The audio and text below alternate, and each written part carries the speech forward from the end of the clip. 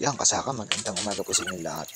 Yan, wine-welding ko yan bago ilusong ko sa palayan. Yan po yung nabili namin na body ng hand tractor. Dati kong trabaho yan, yung pagwe-welding, kasaka. Minsan nag-electrical din ako, minsan nagugupit. Yung marami tayong alam bilang isa, bilang sa pagsasaka. Yan, kita nyo naman po.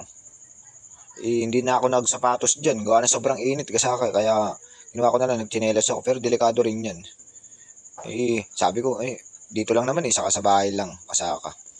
Yan po yung aking nabiling body, kaya wine-weldingan ko. Kasi kaya po nilalagyan ng ganyan, pagka po itadaan mo siya sa kalsada, hindi siya yung kakalog-kalog. Diretso lang po yung ikot niya. Kaya para nilagyan, ang tawag po dito niya sa amin ay ring. Kaya po wine-weldingan ko. Yan, kasaka oh. Yan. Medyo maliit nga yung nabili ng tatay ko kasi tatay na bumili niyan busy na ako niya sa palayan Tatabas-tabas. Siyempre, kailangan marunong tayo kumapa. Medyo G's lang yan. Dapat pala 12. Sabi ko, wala, nabili na yan Alam, babalik pa natin. Pero pwede naman balikan. Hindi ko na lang na binalik kasi mapapagod lang tayo Kaya winelding ko na agad yun pagkabili. Binaklas ko doon sa body. Yung gulong.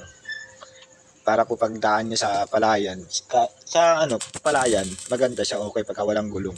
Minsan po kinakarsada namin wala kami sakayan na ibang parang sakayan ng mga gamit. Hindi katulad ng morong, meron silang mga ganyan. Sakayan sa pagong, sa meron po sila. Yan, pinukpok ko lang. Hindi man tayo pulido talagang welder. Pinrender lang. Para po shoot, nilagyan ko ng guwang. Para po fix na fix yung Tapos ako inispatan. Yan po yung isang gulong.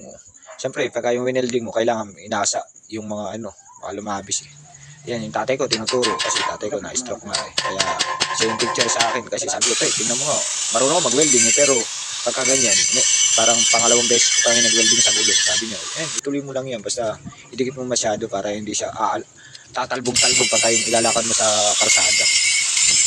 Yan, kasaka. May mga tinitingnan naman ako ng tatay, inaalalayan ako. Sabi niya, weldingin ko daw yung loob. Kasi inispatan ko lang kayo na yan Tapos pinapa-full weight niya na. Kaya dire-diretso lang ang ko dyan, ispat. Kita mo, ang ganda naman po yung pagkatira ko dyan.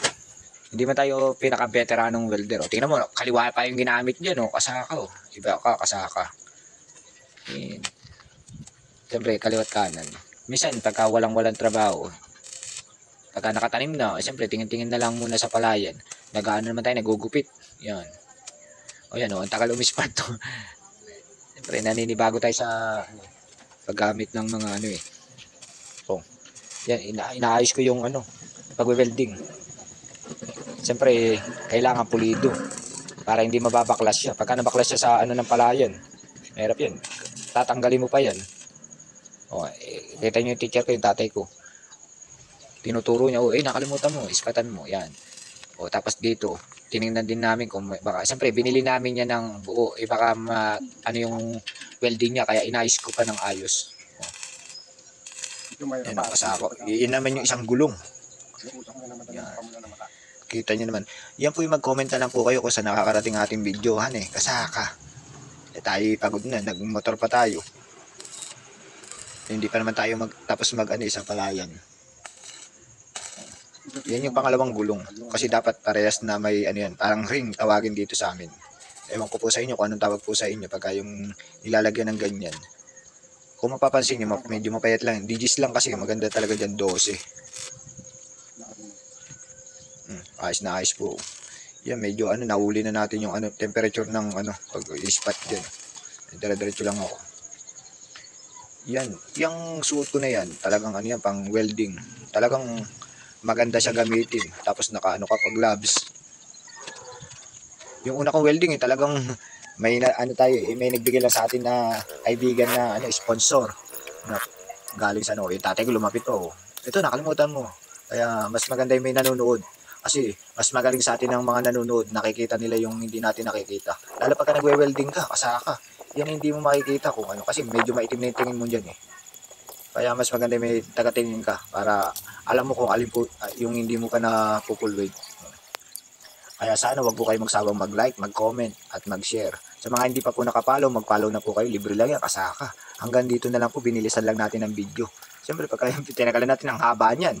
Maraming po salamat. Bye-bye.